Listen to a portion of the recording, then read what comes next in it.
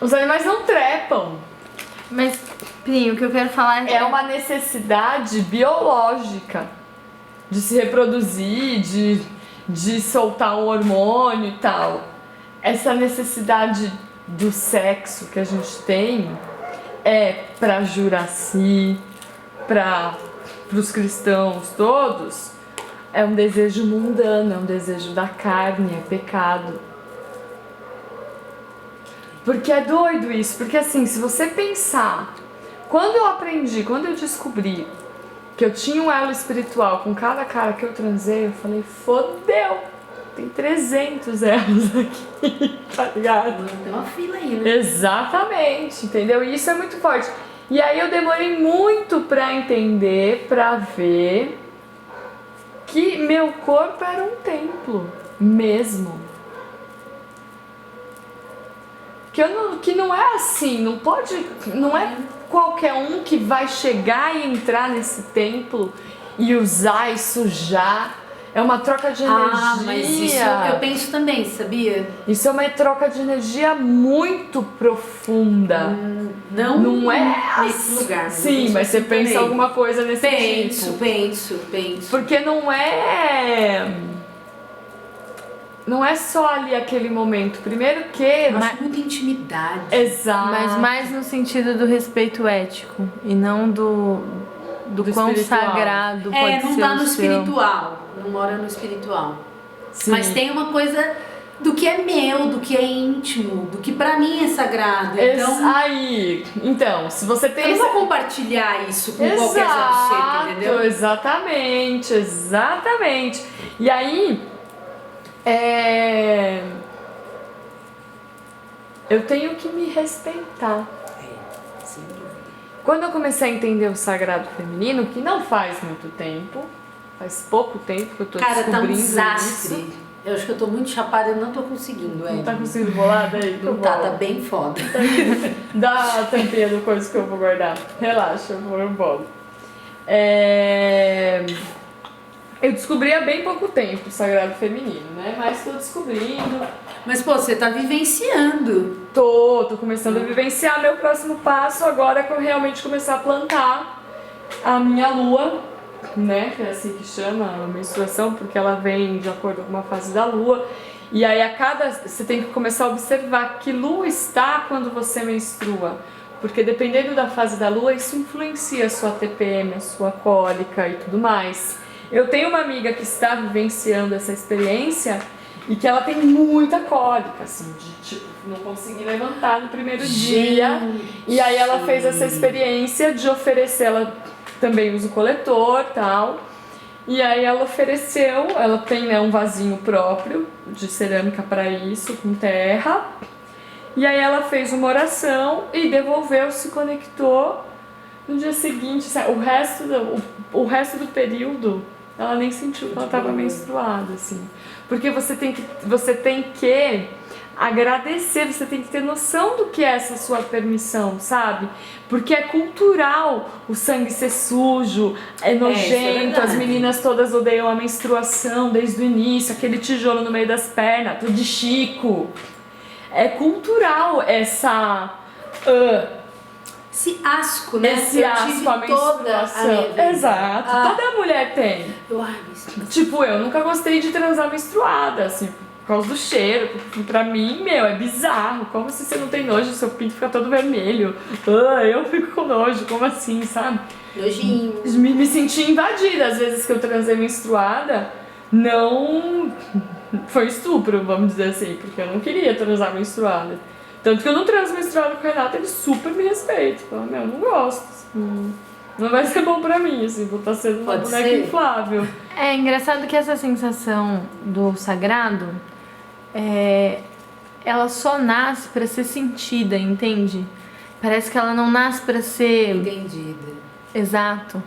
Porque até os católicos mais dos que eu conheci, estudiosos, éticos, que buscavam interpretar bem, caíam em algum momento num lugar de os mistérios divinos, tem coisas que só Deus... Os dogmas da igreja. Exato.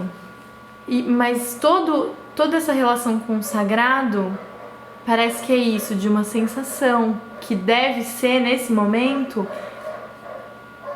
um lugar de análise maior do que a lógico, para que isso seja absorvido, sabe? Você tem que partir do preceito que existe uma... Independente de você acreditar ou não, existe uma partícula divina dentro de você. Todos, de todas as pessoas. Existe. Somos todos ligados, somos todos seres divinos. Só que essa partícula, em muita gente, tá tão lá no fundo, assim, e tá tão cheia de poeira, tá tão suja, tem tanta mácula ali, que ela nem consegue, ela ainda tem instintos animalescos, ela ainda vive um nível animal, porque ela ela mora no primitivo. Exato, porque ela não entendeu ainda que ela tem uma partícula. E aí quando você parte desse pressuposto que você tem sim uma partícula divina e que você tem uma ligação maior, independente de religião, porque, gente, me desculpa, assim, a franqueza, mas é muita burrice acreditar que a vida é só isso, assim, que é só esse plano material e que vai acabar aqui, assim. É muita ignorância não querer descobrir os mistérios, as vidas passadas, as vidas futuras. Não pode ser só isso, assim, não pode. O grande questionamento do humano é pra onde vou, para quê, por que estou aqui. Exatamente. São crises existenciais. Exatamente. Isso é inerente ao humano. Exatamente. Literalmente. Exatamente. Eu tenho um caderninho aí, eu não trouxe. Nas suas reflexões existenciais? Nas reflexões existenciais, eu coloquei lá. Que como é possível que o homem ele consiga acreditar em algo que nunca foi provado e nem em nada, na ciência, em nada foi comprovada a existência do algo maior, daquilo que é superior, né? Do metafísico que não se explica. De fio a pavio, assim, meu. Pode ser através da mitologia grega, não interessa. Todas as culturas do planeta Terra acreditam em alguma coisa que não é comprovada. E é uma crença que eu penso, cara, que maluquice. Porque, assim, eu acredito, assim. E eu, em dados momentos, eu falo, meu, mas como eu consigo acreditar nisso? Mas aí, quando você pensa em você se declara ateia, por exemplo? Não. Em que lugar você se coloca quando você pensa assim? Você se coloca em algum lugar do tipo... Eu falo que eu sou ignóstica. É um lugar que eu achei pra mim, assim, pra Cara, Ignóstica? Ignóstica. Eu não sei que lugar que eu tô morando, Diagnóstico assim. com ignorante? Ignóstica? Não, é porque assim, o ateu Sem não acredita em residência. nada. O ateu não acredita em nada. O ateu não acha que a ciência vale alguma coisa, acha que foi tudo manipulado. O ateu não acredita em Deus. O ateu não acredita. É esse o slogan dele, ateu. Ele é meio Nietzsche. O agnóstico não acredita nem duvida. Ele não tá acredita nem apostando. duvida, É. O ignóstico, que é onde eu me coloquei, acha que, no final das contas, ele acha que essa discussão não tem importância, na real.